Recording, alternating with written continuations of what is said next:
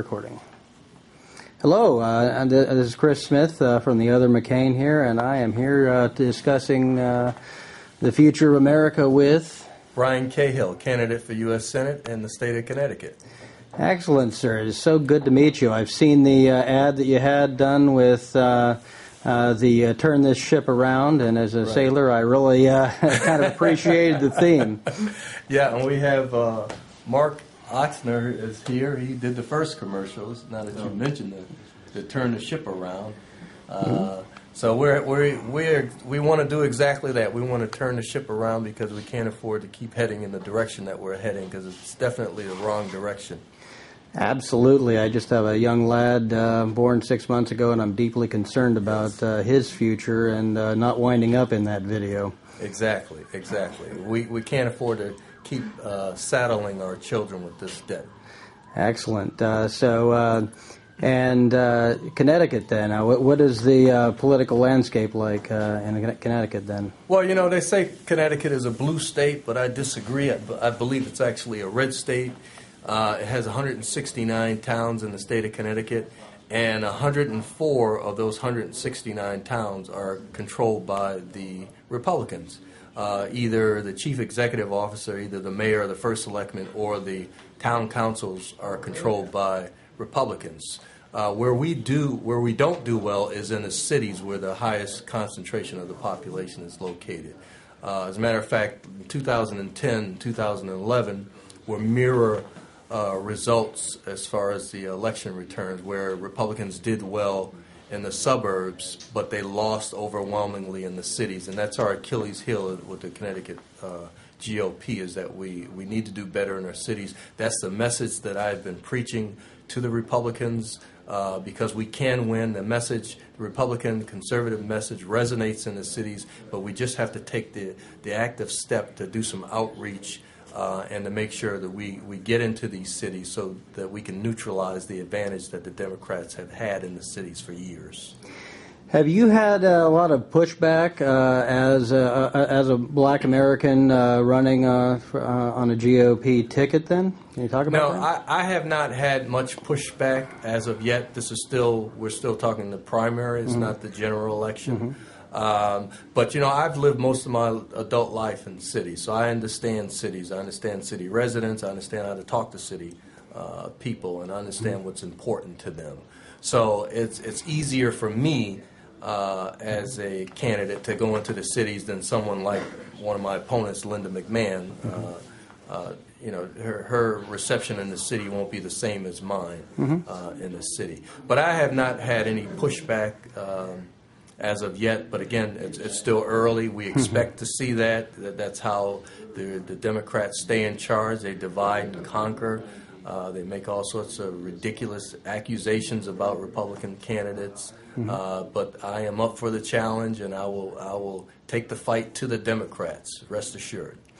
That's excellent then. So the ad, I understand there's a bit of controversy. The ad that you're using has also been somewhat used by some other candidates, and I guess there is some different reception to that from in other quarters?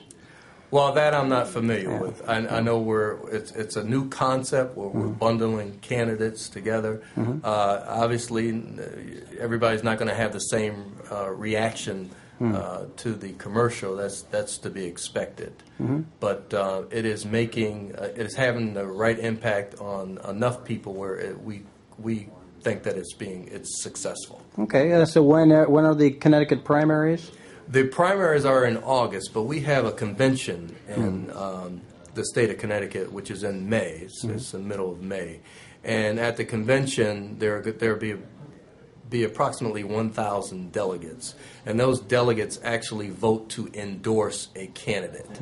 And if you have multiple candidates, in order for there to be a primary, a candidate has to get at least 15% of the vote. If a candidate does not get 15% of the vote, the only way that they can force a primary is to get 7,200 signatures from registered Republicans. So my first hurdle to get over is at the convention. I'm trying to win the convention such that we won't even have a primary, so that we can be united and better prepared for the November elections. But if we do have a primary, it will be in August of this year, after the May convention. Excellent, excellent, excellent. So, and then you're going for which of the two Connecticut Senate seats? Then is this is the seat being vacated by Joseph Lieberman. He's retiring. So he is retiring, and he's independent now. Right. Indeed. Okay. Well, did you have any other closing remark or good campaign slogan to share? Well, you know, this election is very important, especially in the state of Connecticut, but around the nation. It is important that we start focusing on these congressional races, because that's where the rubber meets the road.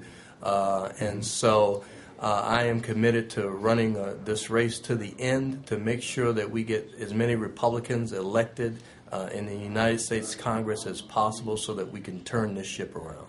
That is excellent. And then, real quick, then, do you have any intel on your possible Democrat Party opponents? Well, right now there are three major Democratic Party opponents. One is a former Secretary of State. She was 20-year Secretary of State by the name of Susan Bysiewicz.